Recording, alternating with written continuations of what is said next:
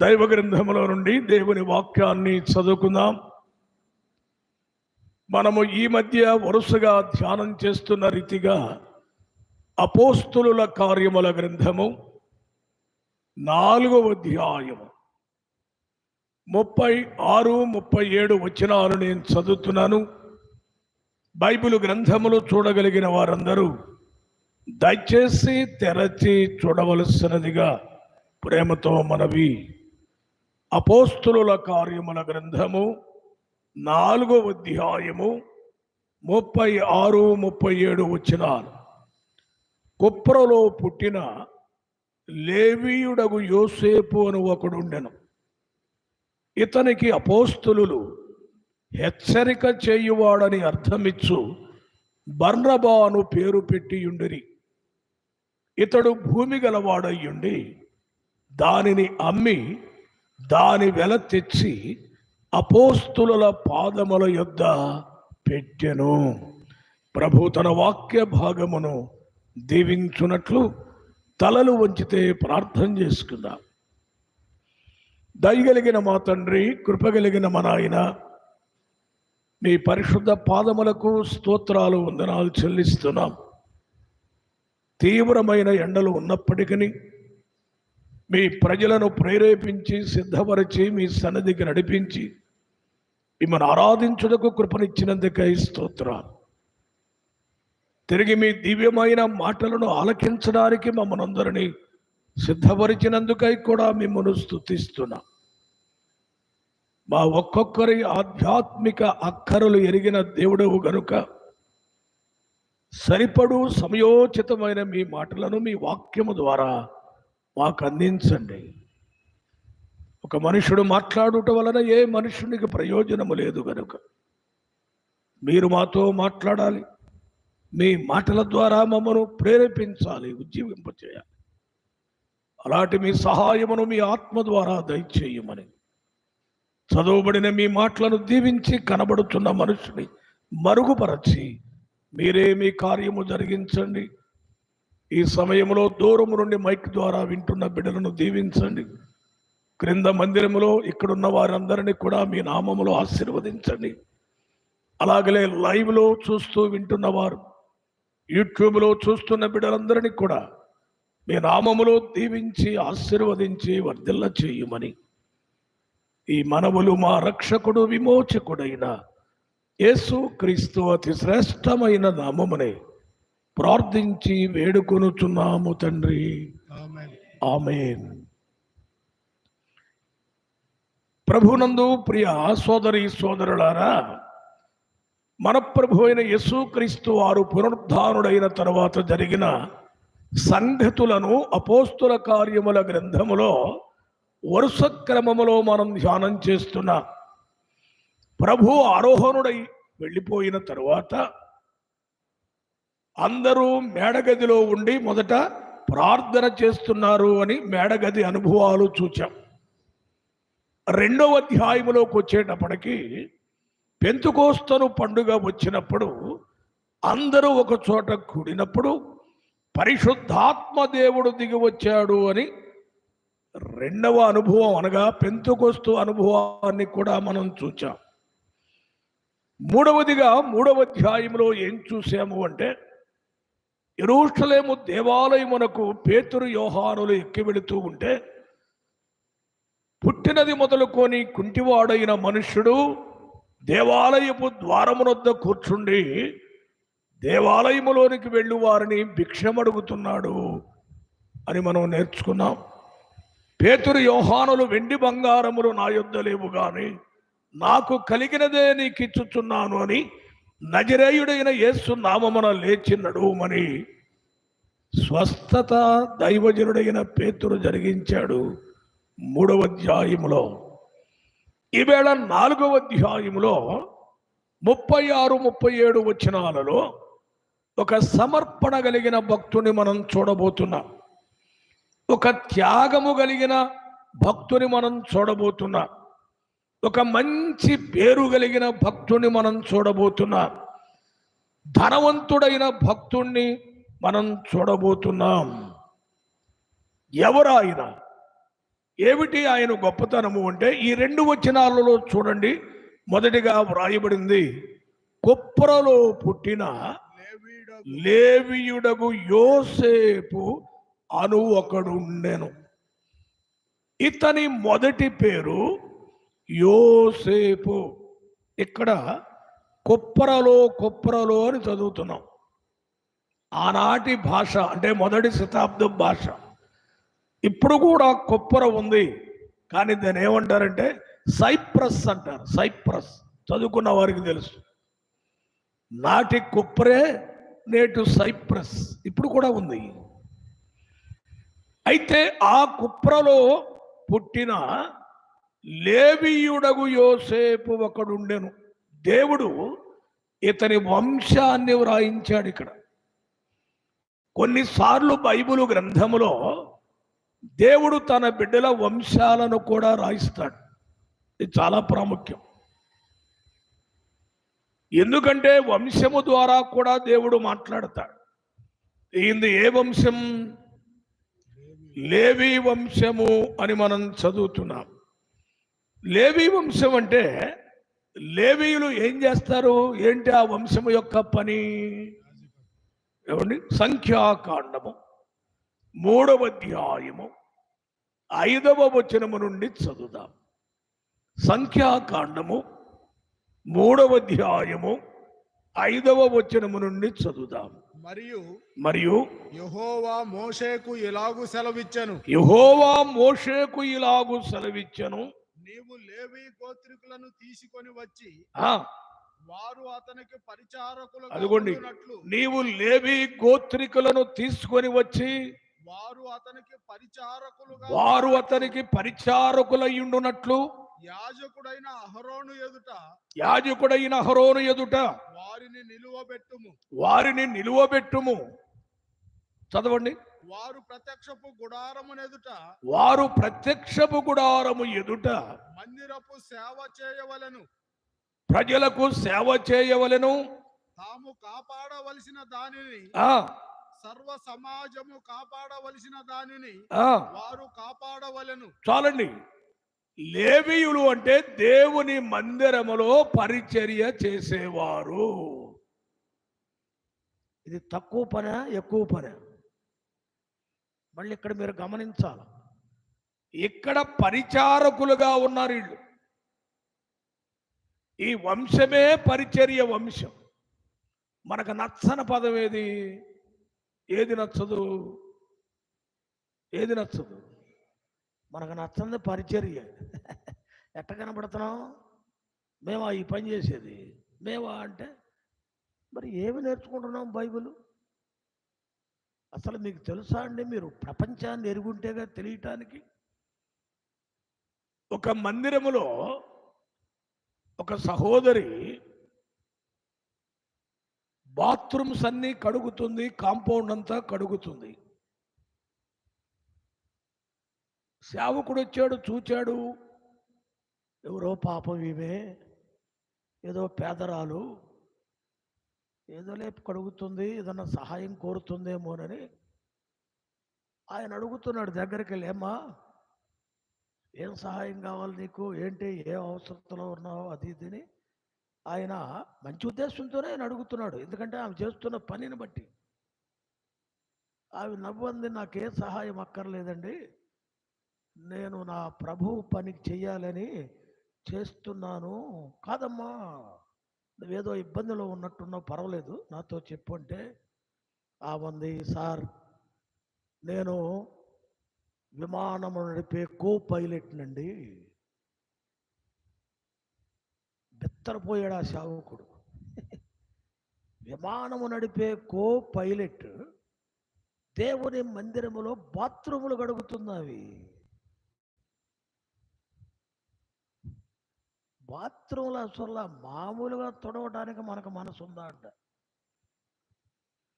అసలు మనం తిన్నా ఆకు తీయటానికి మనకు చేతులు వస్తాయా అంటున్నా. మనం కూర్చున్న కుర్చీ తీసి పక్కన పెడతానికి మనకు ఒళ్ళొంగుద్దా అంటున్నా. రే ఎంత దారిద్ర వ్యవస్థలో మనం ఉన్నామండి దేవుని పిల్లలమంటూ. ఏమని నేర్చుకుంటున్నాం మనం? లేవి వంశస్థులు వారు పరిచర్య మందిరంలో చేస్తారు. అది నేర్చుకోవాలండి.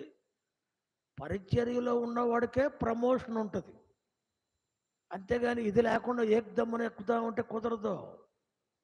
లేవి వంశస్థులు మనకు నేర్పేది అదే. ఈ బర్నబా ఆ వంశానికి చెందినవాడు, కానీ ఈయన మొదటి పేరేంటి? తల్లిదండ్రులు ఆయనకు యోసేపు అను పేరు పెట్టారు. కానీ ఇతని భక్తిని బట్టి, ఇతని క్రియలను బట్టి అపోస్తులు ఇతనికి హెచ్చరిక చేయువాడని అర్థమిచ్చు బర్నబా అను పేరు పెట్టిరి. రెండవ పేరు వచ్చింది ఆయనకి. మొదటి పేరు యోసేపు, రెండవ పేరు బర్నబా. ఎందుకు వచ్చింది ఆ పేరు? ఇతడు హెచ్చరిక చేయువాడు, హెచ్చరిక చేస్తాడు. బర్నబా బోధలు చేయడు, ఏం చేస్తాడు? హెచ్చరిక చేస్తాడు. ఇది గుర్తుపెట్టుకోండి. మనకు ఒకటే తెలుసు, నమ్మేమంటే లేస్తే బోధ చేయటమే తెలుసు మనకు. కానీ ఎన్ని కార్యక్రమాలు ఉన్నాయండి, దేవుడు ఎవరికే పనిచ్చాడు. ఇతడు హెచ్చరిక చేస్తాడు ప్రతి వ్యక్తిని. అది ఒక వరం. దేవుడు అందరికీ అది ఇవ్వడం, కొంతమందికే ఇస్తాడు. అది వ్యక్తిగతమైన పరిచర్య, వ్యక్తిగతముగా దర్శించి వారితో మాట్లాడడం, అది కొంతమందికే ఇస్తాడు. ఈయన ఆ పనివాడు, హెచ్చరిక చేస్తాడు. నేటి దినాలలో కూడా హెచ్చరిక చేసేవారు ఉండుట చాలా అవసరం, ఆశీర్వాదకరం. ఎందుకు అంటే బైబిలు గ్రంథంలో చాలా హెచ్చరికలు ఉన్నాయి.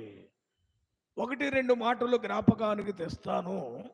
అపోస్తుల కార్యముల గ్రంథం 2వ అధ్యాయం 40వ వచనములో ఒక హెచ్చరిక ఉంది, చూడండి.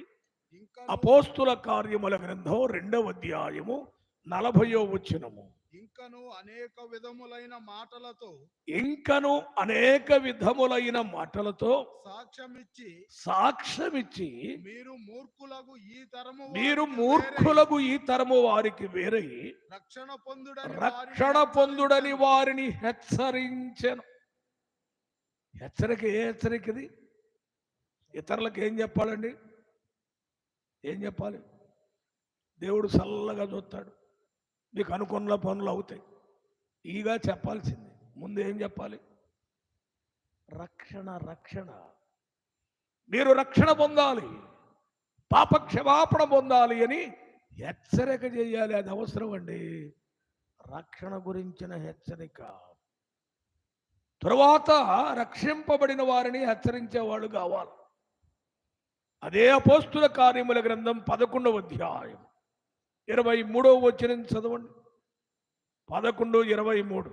అతడు వచ్చి దేవుని కృపను చూచి సంతోషించి ప్రభువును స్థిర హృదయముతో హత్తుకొనవలెనని అందరినీ హెచ్చరించిన. బర్నబా చేసే పని చూడండి. ప్రభువును స్థిర హృదయముతో. ఏ హృదయం? స్థిర హృదయం అంటే అర్థం ఏంటి? అది మారేది. మనకు మారుతుంటాయి హృదయాలు, నచ్చినప్పుడు నచ్చినట్టు, ఇష్టమైతే ఇష్టం వచ్చినట్టు కదండి. నమ్మినప్పుడు ఉండదు, తర్వాత ఉండదు. అందుకే అన్నాడు, ప్రభువును స్థిర హృదయముతో హత్తుకొనవలెనని వారిని హెచ్చరించెను. ఎంత మంచి మాటలండి. ఈయన చేసే మాటలు, బోధలు లేక చెప్పే మాటలు వింటే విశ్వాసులు ఎంత బలపడతారో అంటే మనకు హెచ్చరించేవారు అవసరము. ఈయన జీవితం ఎలాంటిదో మనం చూద్దామండి. అపోస్తుల కార్యముల గ్రంథం 11వ అధ్యాయం 23-24 వచనాలు చదువుదాం. అపోస్తుల కార్యముల గ్రంథము 11వ అధ్యాయము 23, 24 వచనాలు.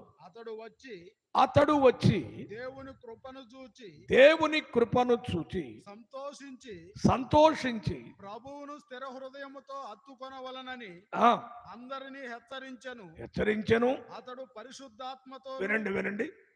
బర్నబా ఎలాంటి వాడు అంటే అతడు పరిశుద్ధాత్మతోను విశ్వాసముతోను నిండుకొనిన సత్పురుషుడు. ఇది సాక్ష్యం. ఒక విశ్వాసి ఉన్నాడు అంటే నేను నమ్ముకున్నాను, 20 ఏళ్ళు అయింది, 30 ఏళ్ళు అయింది, నేను అది చేశాను ఇది చేశాను అంటే కుదరదు. అక్కడ ముందు ఆ వ్యక్తికి ఏముండాలి? ప్రజల మధ్య సాక్ష్యం ఉండాలండి. సాక్ష్యం లేని మన బోధలు ఎందుకు? సాక్ష్యం లేని మన సేవ ఎందుకు? నేను అట్ట చేశాను, అంత సేవ చేశాను, ఇంత పరిచయం చేశాను, ఇంత దానం చేశాను, ఇంత ధర్మం చేసి ఏం చేసుకోను? సాక్ష్యం ఉందా? సాక్ష్యం అవసరం. ఈయన గురించి దేవుడు వ్రాయించిన మాట, అతడు పరిశుద్ధాత్మతోను విశ్వాసముతోను నిండుకొనిన సత్పురుషుడు. ఎంత మంచి మాట అండి. పురుషులలో కూడా సత్ అంటే మంచి పురుషుడు. ఇది సాక్ష్యం. మనకుందా ఈ సాక్ష్యం? సమాజంలో మనం ఉన్న ఏరియాలో, మనం ఉన్న సంఘములో, మనం ఉన్న ప్రాంతములో ఈయన సత్పురుషుడు, ఈమె మంచి స్త్రీ అని కొనియాడే సాక్ష్యం ఉందా? ఇవాళ సాక్ష్యాలు లేవు. బయటికి వెళ్తే నన్ను అంటున్నారు, ఎందుకు ఇస్తున్నావు నువ్వు వీళ్ళందరికీ బాప్తీసాలు? అసలు తెలిసే ఇస్తున్నావా లేకపోతే ఏమంటే ఇచ్చేస్తున్నావా? అసలు ఒక ఆయన నన్ను ప్రశ్నించాడు, మీ నాన్నగారు ఉన్నప్పుడు ఎట్లా ఎవడికి పడితే వాళ్ళకి ఇచ్చారాయా బాప్తీసాలు? ఏమిటి అసలు ఇది తెలుసుకోకుండా ఇచ్చేయమంటే ఇచ్చేస్తున్నా? వాళ్ళ ఇంటి దగ్గర వాళ్ళు పడే పాటు నువ్వు వింటే నీకు అర్థమైద్ది అంటున్నారంటే సాక్ష్యాలు లేవు. సహోదరులు సత్పురుషులుగా కొనియాడబట్టం లేదు, సహోదరులు సత్క్రియలకు తగిన స్త్రీలుగా కొనియాడబట్టం లేదు. బర్నబా జీవితం మనకు మార్గదర్శకం. అతడు గురించి చదివితే అపోస్తుల కార్యముల గ్రంథం 13వ అధ్యాయం 1-2 వచనాలు చూడండి. అపోస్తుల కార్యముల గ్రంథం 13వ అధ్యాయము 1-2 వచనాలు. అంతియోకయలో ఉన్న సంఘములో బర్నబా నిగరెనబడిన సిమియోను, కురేనీయుడైన లూకియా, చతుర్థాధిపతి అయిన హేరోదుతో కూడా పెంచబడిన మన యేసు, సౌలు అను ప్రవక్తలను బోధకులను ఉండిరి. వారు ప్రభువును సేవించుచు ఉపవాసము చేయుచుండగా పరిశుద్ధాత్మ నేను బర్నబాను సౌలును పిలిచిన పరిచర్య. చాలండి. సత్పురుషుడుగా ఉన్న బర్నబాను పరిశుద్ధాత్మ దేవుడు తన సేవ కొరకు పిలుస్తున్నాడు. ఈ పిలుపు అవసరం. పిలుపు లేకుండా సేవ చేస్తే ప్రమాదాలు ఉంటాయి. బర్నబా నేర్పేది అదే. బర్నబా ఆయనంతటా ఆయన వచ్చాడా? దేవుని చేత పిలువబడ్డాడా? ఏం చదివాం మన వాక్యం అండి? నేను బర్నబాను పౌలును పిలిచిన సేవ కొరకు అన్నాడు. దేవుడు పిలుస్తాడు సేవకు. మనం కాదు సమర్పించుకునేది. నాకు చెయ్యాలనుంది. ఏం చేసేది? దేవుడు సేవకు పిలవకుండా వెళితే జరిగే ప్రమాదం. మోషే జీవితం మనకు తెలుసు. మోషేనప్పటికీ దేవుడు పిలవకముందే తొందరపడ్డాడు. ఎట్లా? 2 వ్యక్తులు తగాదాడుకుంటున్నారు. ఎవరాళ్ళు? ఒకడు ఐగుప్తీయుడు, ఒకడు ఇశ్రాయేలీయుడు. ఐగుప్తీయుడు ఇశ్రాయేలీయుడిని కొడుతున్నాడు. మోషే చూచాడు. ఈయన కోపం వచ్చింది. ఎందుకు? ఈయనెవరు? ఈయన ఇశ్రాయేలీయుడు కదా. ఎరా ఐగుప్తీయుడా, మా వాణ్ణి నువ్వు కొడతావా? అని అవల్తా అంటారే, అతనికి బదులు ఈయన వెళ్ళాడు, ఆయన దెబ్బ కొట్టాడు, చంపాడు, గుంట తీశాడు, ఇసుకలో బాధ పెట్టి వెళ్ళిపోయాడు. ఇది పిలవబడని సేవడంటే జనాన్ని చంపటం. ఇది దేవుడు పిలిచాడు గొర్రెలు కాచేటప్పుడు మండుచున్న పదులో నుండి. అప్పటి నుండి మోషే లక్షల మంది ప్రజలను దేవుని కొరకు నడిపించడది పిలుపులో ఉన్న గొప్పతనం. దేవుడు పిలిస్తే దేవుడు వాడుకుంటాడు. దేవుడు పిలవకపోతే దేవుడు వాడుకోడు కనుక నష్టం జరుగుద్ది. బైబిల్ చెప్పేది అదే, సింపుల్గా నేర్చుకోవాలి మనం.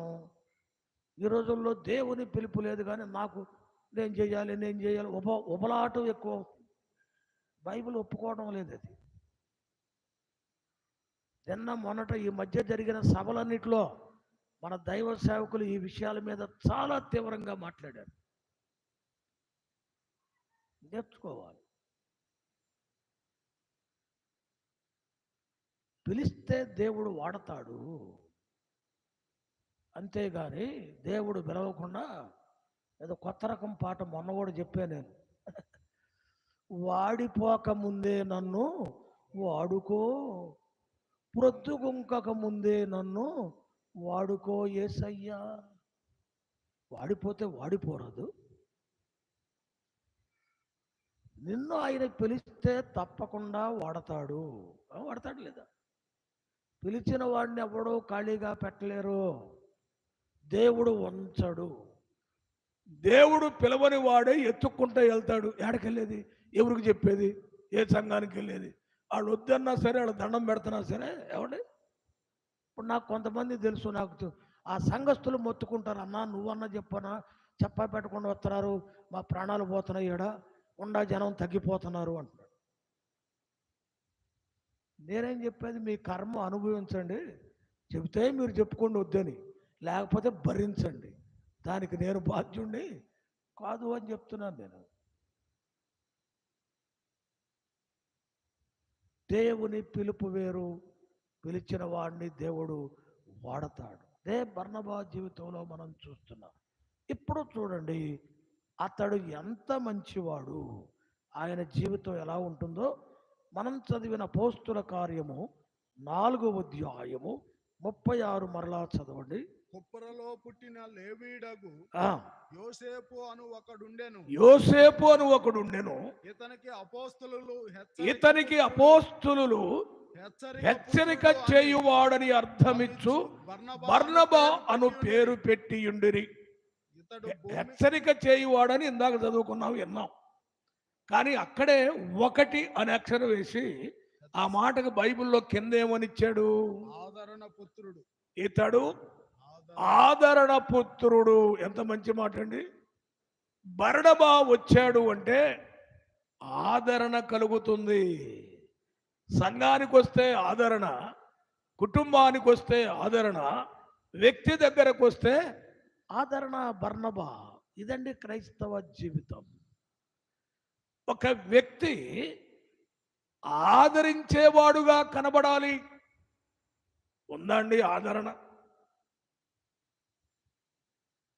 ఇప్పుడు కొంతమంది అంటుంటారు, ఏమండి ఆయన్ని పిలిచామండి, ఆయన వచ్చాడు మా సంఘానికి, అక్కడి నుంచి సంఘం దెబ్బతిందండి, కొంతమంది లైన్లో లేకుండా పోయారండి అంటే ఆ వచ్చినోడు ఏం చేశాడు? మీకు తెలుసో లేదో, ఆదివారం మన సంఘానికి ఎవరు రానియం. ఎందుకంటే యోగ్యులైతే రానిస్తాం, ఉపదేశం చేసి మనకు మేలు కలిగే వారైతే రానిస్తాం.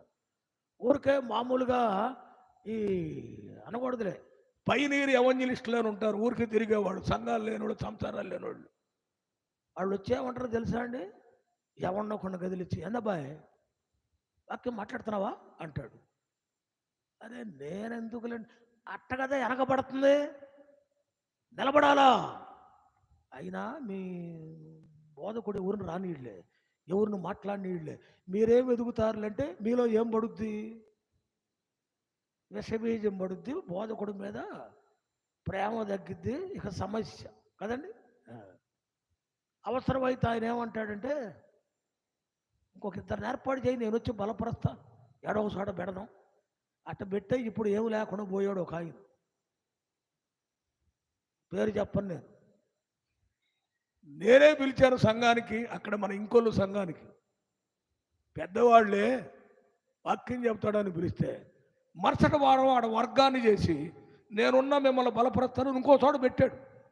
అంటే దేవుడు ఒప్పుకోలేదు, చెదిరిపోయింది. కానీ అది ఆయన అంతకుముందు ఇంకో కూరు పంపించాను నేను, నా ఆధ్వర్యంలో ఒక సంఘం ఉంటే అక్కడ ఆడ తగలబెట్టాడు, రెండయింది. వాళ్ళు దండం పెట్టానా కంబగా ఉన్న సంఘం అన్న, ఎందుకు పంపించావు అన్న పత్రం. ఈ అనుభవాలు పెరిగే మనం జాగ్రత్త పడుతున్నాం. ఎందుకు? దేవుడు పిలిచిన వాడైతే ఏం కలుగుద్దండి? వారి బోధ ద్వారా, మాటల ద్వారా మనకు ఆదరణ కలుగుద్ది. ఆదరణ. రక్షింపబడిన దేవుని పిల్లలు ఆదరించేవారుగా ఉండాలి అండి. యోసేపు జీవితంలోనికి మనం వెళితే ఆది కాండం 50వ అధ్యాయం 21వ వచనం చదవండి. ఆది కాండము 50వ అధ్యాయము 21వ వచనం. కాబట్టి భయపడకుడి, నేను మిమ్మును మీ పిల్లలను పోషించదనని చెప్పి వారిని ఆదరించను. శత్రువులైన అన్నలు చేతికి చిక్కిన వారు చేసిన ఘోరమైన కార్యము మనసులో ఉన్నా భక్తుడైన యోసేపు ఏం చేస్తున్నాడు? వారిని ఆదరిస్తున్నాడు. నేను మిమ్మును మీ పిల్లలను పోషిస్తానని వారిని ఆదరించాడు. ఇది క్రైస్తవ జీవితం. శత్రువుని కూడా ఆదరించాలి. అది అంతేగాని ఆ ఇంటి మీద కాకి ఇంటి మీద వాలకూడదు. అసలు వాళ్ళు ఉంటే నేను రాను. ఇప్పుడు ఆడవాళ్ళు కొన్ని సంఘాలు అంటారు, ఏమండే ఆమెను ఉండాలా నేనైనా ఉండాలి తెలుసుకో అంటున్నారు. ఇదేమిటండి ఇది? అది భక్తి మాటలు కాదు కదా. మన మాటలు ఆదరించాలి శత్రువులను కూడా. యోబు గ్రంథం 16వ అధ్యాయం 5వ వచనము. యోబు గ్రంథము 16వ అధ్యాయము 5వ వచనం. అయినను నేను నోటి మాటలతో మిమ్మును బలపరచుదును. నా పెదవుల మాటలు మిమ్మును ఓదార్చి ఆదరించును. విన్నారండి? యోబు అంటున్నాడు, నా పెదవుల మాటలు మిమ్మును ఓదార్చి ఆదరించు. ఏమండి? ఆదరించడానికి ఖర్చు పెట్టక్కర్లా. మాటలు ఇచ్చాడు దేవుడు, మాటలతో ఆదరించవచ్చు. ఏమండి? మన మాటలు ఆదరించేవిగా ఉంటాయా? ఒకసారి మనం పరిశీలన చేసుకుందాం. ఏమంటారు మీరు? మన మాటలు ఆదరిస్తాయా? ఎవరింట్లో ఏదన్నా జరిగితే ఆదరించాలి కదా. ఏమంటాం మనం? సరేలే ఊరకే జరిగిందా, ఏం చేయకపోతే జరిగింది, నాయన పైనుండి అంతా చూస్తున్నాడులే. ఇదేనా ఆదరణ? తగలబెట్టడమా? నాయన చూస్తున్నాడా? వాళ్ళిల్లే కాదు, మన ఇల్లు కూడా నాయన చూస్తున్నాడు. వాళ్ళకే కాదు కొలత, మనకు కూడా ఉంటుందండి. మనమేం దాటిపోలా ఈ లోకంలో నుంచి.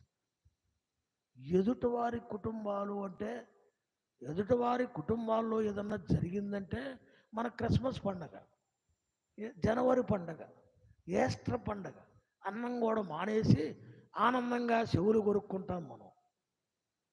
బైబిల్ ఏం చెప్తుందండి?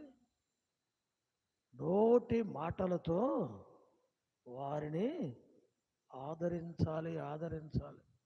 సరేలే ఎక్కడైనా జాగ్రత్త పడు, అయిందేదో అయిందంటే అది ఆదరణ అంటారా, గుచ్చటం అంటారా? ఇటువంటి వాళ్ళు చాలామందిని చూసే నేను.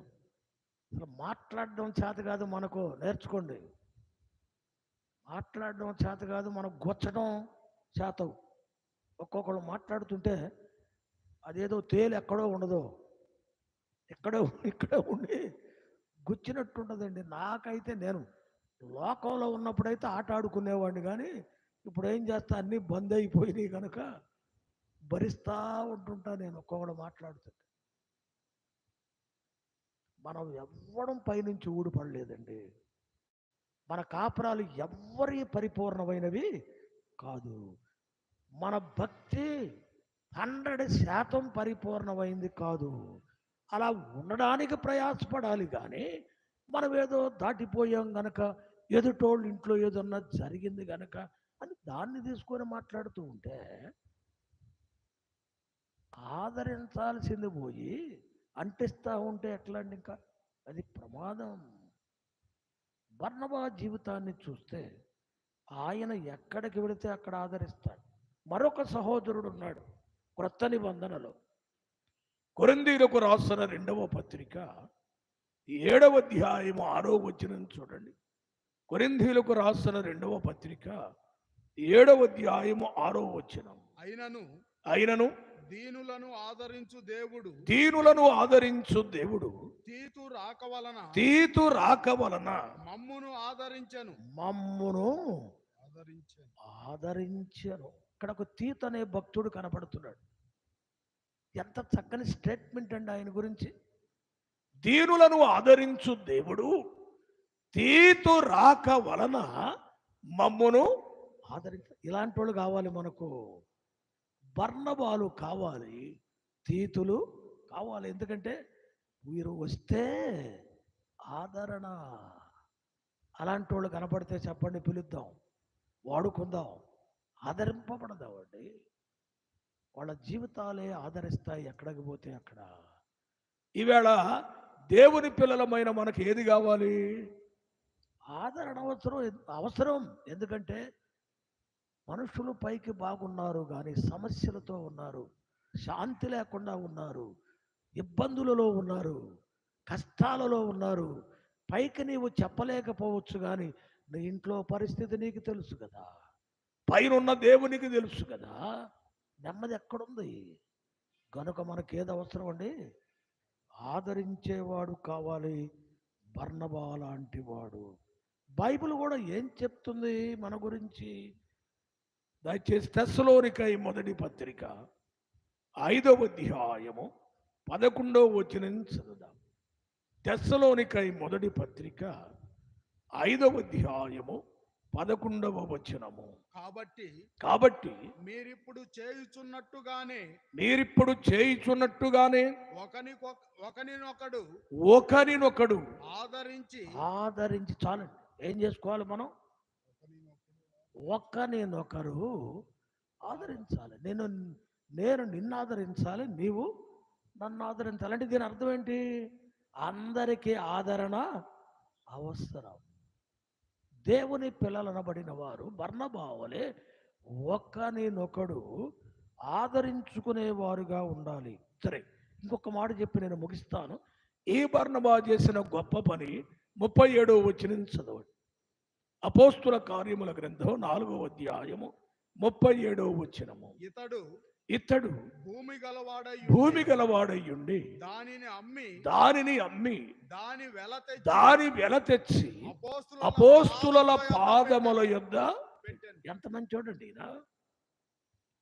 ఈయన ఉన్నవాడా లేనివాడా? ఉన్న ఆస్తి. ఇతడు భూమి గలవాడై అని చదువుతున్నాం.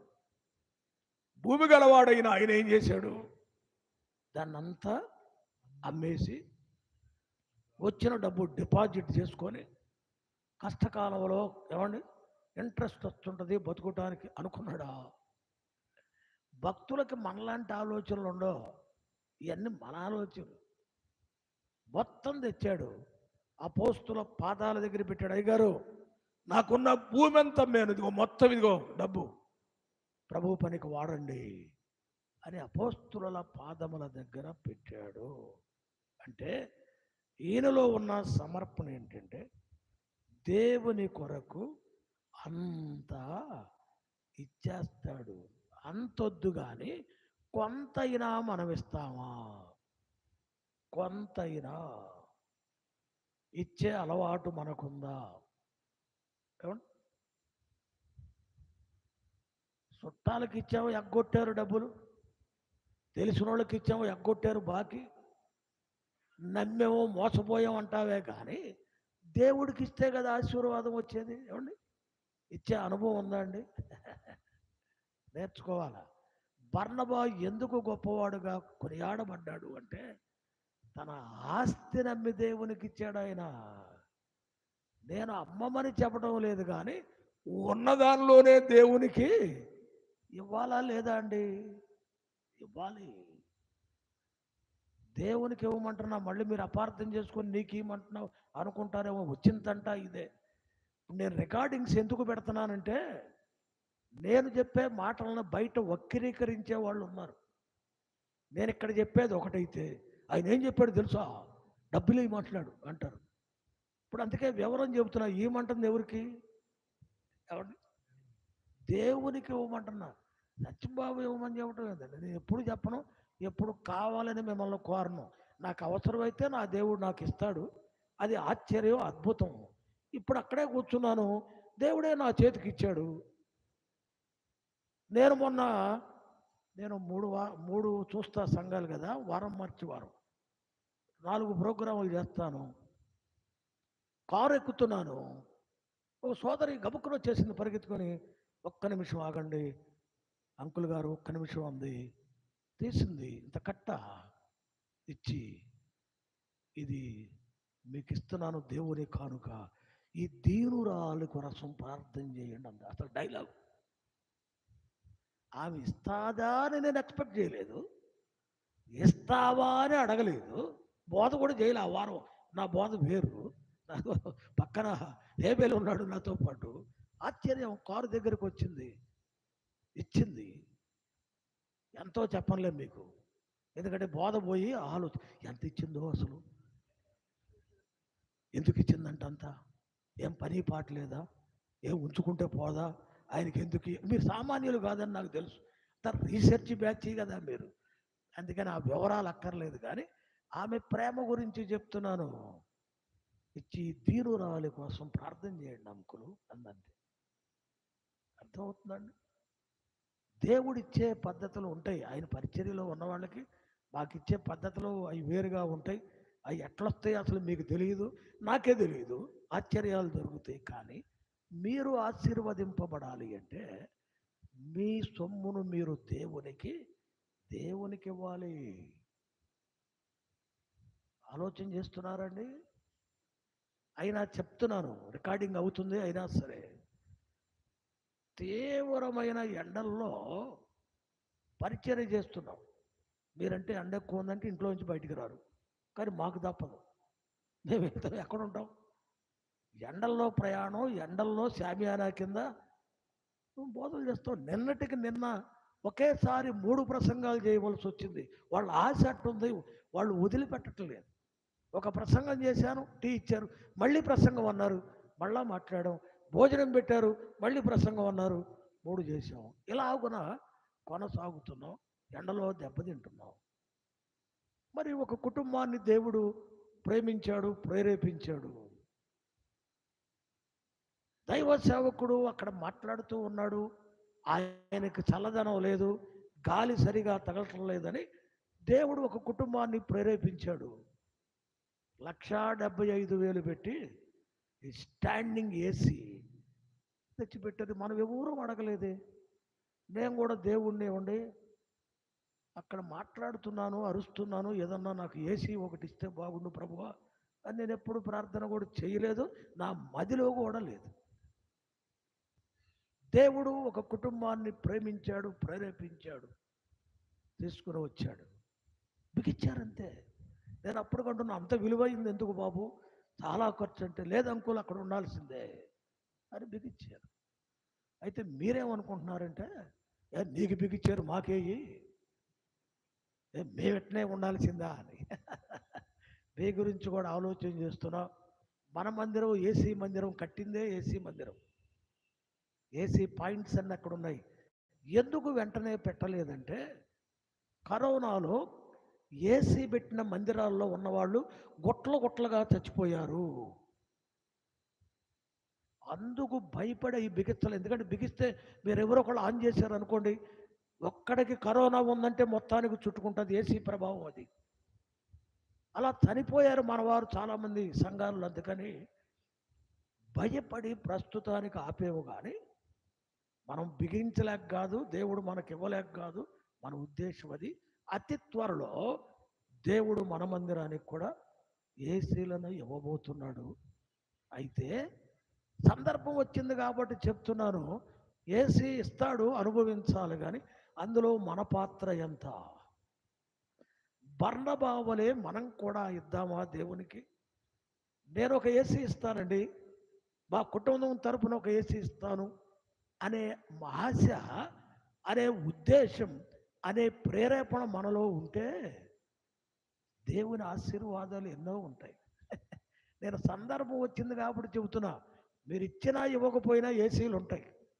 కానీ ఆశీర్వాదం మీరు పొందాలి అంటే, మీరుండి చల్లదనము ఇతరులకు, భక్తులకు చేరాలి అంటే, నిత్యము మీ కుటుంబం దీవించబడాలి అంటే, మీ వంతు ఒక ఏసీ 2 ఏసీలో ఉండాలి. ఎందుకంటే మన మందిరంలో ఎన్ని ఏసీలు కావాలో తెలుసా అండి?